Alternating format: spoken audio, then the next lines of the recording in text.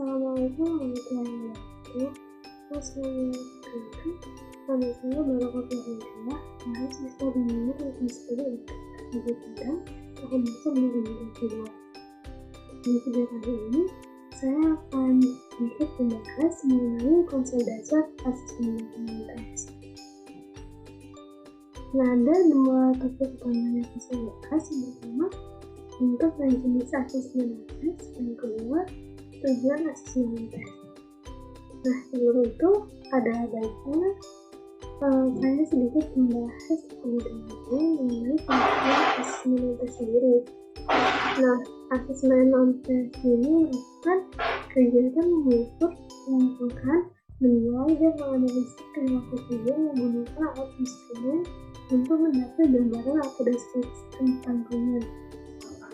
Nah, gambaran atau deskripsi tentang diri tubuh ini nantinya dapat digunakan untuk menentukan tindakan atau layanan apa yang diperlukan atau sesuai dan dibutuhkan oleh klien tersebut. Dan selanjutnya yaitu bentuk dan jenis asesmen tes. Yang pertama adalah alat ungkap masalah umum atau AUU. Yang kedua adalah alat ungkap masalah belajar atau AUMU. Yang ketiga adalah wawancara atau interview. Yang keempat adalah sosiometri. Yang kelima ada angket atau kuesioner. Nah, yang pertama itu alat ungkap masalah umum atau AUU. Nah, AUU ini merupakan instrumen yang digunakan untuk mengungkap masalah-masalah umum dalam kehidupan sehari-hari. Umum ini dikelompokkan dalam sebuah bidang. Yang pertama yaitu jasmani dan kesehatan, yang kedua dunia pribadi, yang ketiga hubungan sosial, yang keempat ekonomi dan keuangan, yang kelima karir dan pekerjaan, yang keenam pendidikan dan pelajaran, yang ketujuh negara, nilai dan nikah, yang kedelapan hubungan pribadi dan pertemanan, yang kesembilan keadaan dan hubungan dalam keluarga, yang ke-10 lifestyle. Nah, yang kedua yaitu alat ungkap masalah belajar atau AUMU.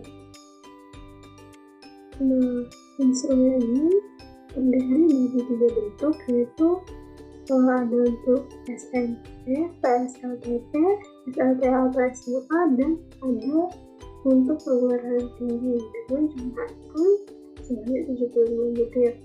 Nah, AUMU ini memuat 3 bidang masalah yang meliputi yang pertama metode belajar, yang kedua motivasi belajar, dan sikap-sikap tertentu terhadap kegiatan sekolah atau kampus. Dan selanjutnya ada wawancara atau interview. Nah, wawancara atau interview ini berfungsi untuk menentukan latar belakang atau faktor penyebab terjadinya masalah yang dialami oleh konseli atau klien. Biasanya wawancara ini berisi pertanyaan-pertanyaan yang akan ditanyakan konselor kepada kliennya. Dan jadi dengan adanya list pertanyaan ini, diharapkan nantinya wawancara dapat berjalan secara terstruktur dan mendapatkan hasil sesuai yang diinginkan. Nah, yang keempat yaitu sosiometri. Sosiometri merupakan metode pengumpulan data tentang pola struktur hubungan antara individu dalam suatu kelompok. Hasil sosiometri merupakan gambaran jumlah skor yang diperoleh setiap orang, pola hubungan, intensitas hubungan, dan posisi individu dalam kelompoknya. Nah, yang kelima yaitu angket atau kuesioner. Nah, angket ini disusun dengan tujuan untuk menghimpun sejumlah informasi yang relevan dengan keperluan bimbingan konseling, seperti identitas pribadi konseling, keterangan tentang keluarga, riwayat kesehatan, riwayat pendidikan, kebiasaan belajar di rumah, hobi, ataupun informasi yang lainnya. Dan selanjutnya yaitu tujuan asesmen tes.